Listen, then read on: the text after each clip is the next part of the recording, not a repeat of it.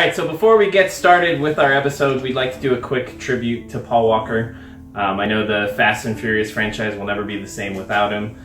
We were all very sad to see him leave at the end of Fast 7. I know that was probably the best part of the film and what I'll remember from the Fast and Furious franchise the most, probably, for all of the franchise. Yeah, looking at it from like a character development point of view, his character unfolded the whole story. Yeah, he was probably, other than Vin Diesel, he's probably the most polarizing character there.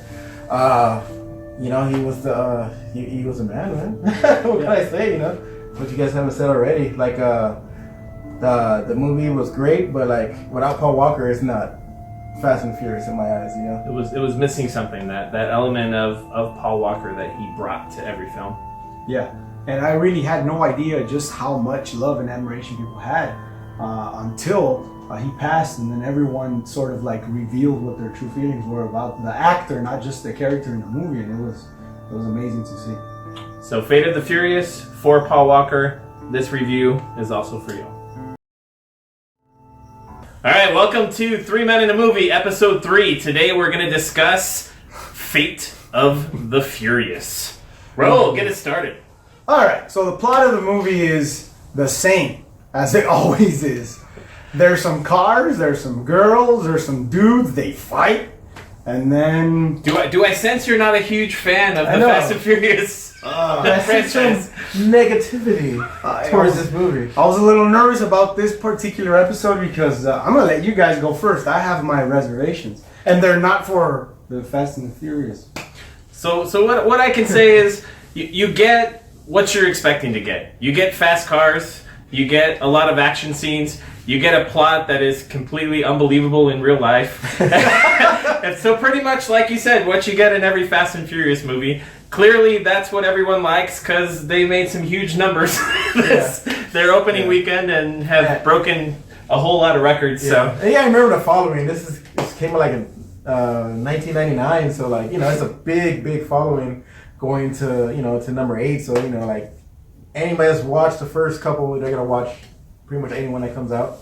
I personally liked it. It wasn't like my top Fast and Furious movie, but the action's always good, and then it's good to see like the whole band back together and stuff, minus Paul Walker. Yeah. And it was hard for me because Fast and Furious 7, when they are essentially have that epic ending where they're sending off Paul Walker. Yeah. I mean, it's hard to come back from that because that was, in my opinion, that was super epic. Yeah, it was super epic. It was like, if they would have done even one last ride, I thought it was the last ride, but I guess. Well, it's one last ride. They ride again. There's only one person's last ride. I'm taking time, guys. That's been 2 minutes and I haven't said a word. I'm really holding back my negativity. This is so hard. Go ahead, Raul. Give us some critiques. Look, I like the first one, all right? And that seems to be like a... What the hell? It's the ghost. I told you. It's the ghost. How about Fast and Furious? That's Paul Walker. I'm being attacked by the movie. We are experiencing technical difficulties. Please stand by. I say we keep rolling. Keep rolling. Let's keep rolling. Hey, part 2 wasn't that good anyway. And we can see our love for Tokyo Drift is not there. Yeah. They blow up a bunch of shit in the movie. This is just the theme, continuing. We're blowing up our fucking set. Yeah. Right? I hope another one goes down. By the end, we'll turn back and there's like nothing up there. Alright, here it is. I liked the first one. I liked it a lot. But then it was kind of weird to like leave the movie theater. You said 99, right? Okay, so if it aired in 99, the first one came out in 99, we were seniors in high school and you were still in diapers, right? Because you're that much younger than we are. Okay. Yes, sir. Right. When we went to the theater, did we go together? Alright, I don't know, whatever. Like to the theater or to the theater? Yeah. Are we still going now, right? So in the theater, it was like these kids, right? And they were full-grown adults. It was like when kids go watch Ninja Turtles movies, and after they leave, they want to like karate chop each other. Like after we left from the Fast and the Furious thing, there were people revving their engines in the parking lot and stuff. And like, I was revving my 1984 Honda Civic that was duct taped together. I was revving that. You were revving it so it wouldn't turn off. I think that's what it was. Have we talked about the movie yet? All right. So the formula has been the same since the beginning, and that bothers me a little bit. just a little bit, right? Like I liked it, I enjoyed it. $920 million worth it? Or? Well, they didn't give me any money. If they didn't give me a cut, then I'd be all for it, right? But like watching the film, I know what to expect, right? And I want to be surprised, not by like a bigger explosion than the last. It's just I want to see something a little different, something that moves me inside. You know, something that motivates me to, you know, go outside and not rev my engine, but maybe karate chop somebody. So is the family theme is not enough for you? Well, I like the family theme, but it's a family of criminals that commit crimes. Like, you know what I mean? It's not like it's a family that has a business, a family business. They're not selling donuts. It's a business. You know, they're making money. They're making money. It's a criminal freaking business. That's what. Okay, but the Paul Walker one, I agree. I cried a little bit with that one, right? So I was expecting it to be done, but then they're coming back again. It's like. I think they're giving us what we want to see. Yeah. I mean, a makeup. The formula is working. Granted, it's the same formula. You're expecting exactly what you're getting, and you know for what it's supposed to be or for what they're anticipating us wanting. It's good for what we're expecting. Yeah, it's the familiarity about it. You know, everybody's used to that formula. You know, it works. You know, you got the quick-witted black guy, you got the techie guy. Hey, we're doing it this time too with us. Yes, and you have their interaction, which is always you have their their back and forth. You go, and then you got the Rock. You know, so can't go wrong with the Rock. Can't go wrong with the Rock. Yeah. So here, then I would be Michelle Rodriguez then, right? And it makes sense because I'm angry a lot of the time, and she is too. She has that upset face. You can't remember 5 of the 7 series. That's true. That's true. And then which one are you? Are you Ludacris or are you Tyrese? I'm not a singer, so I'm a nerd, so I guess I'll be Ludacris. So here's the analogy. It's like if we were talking about food, and I am a big fan of food. That I like.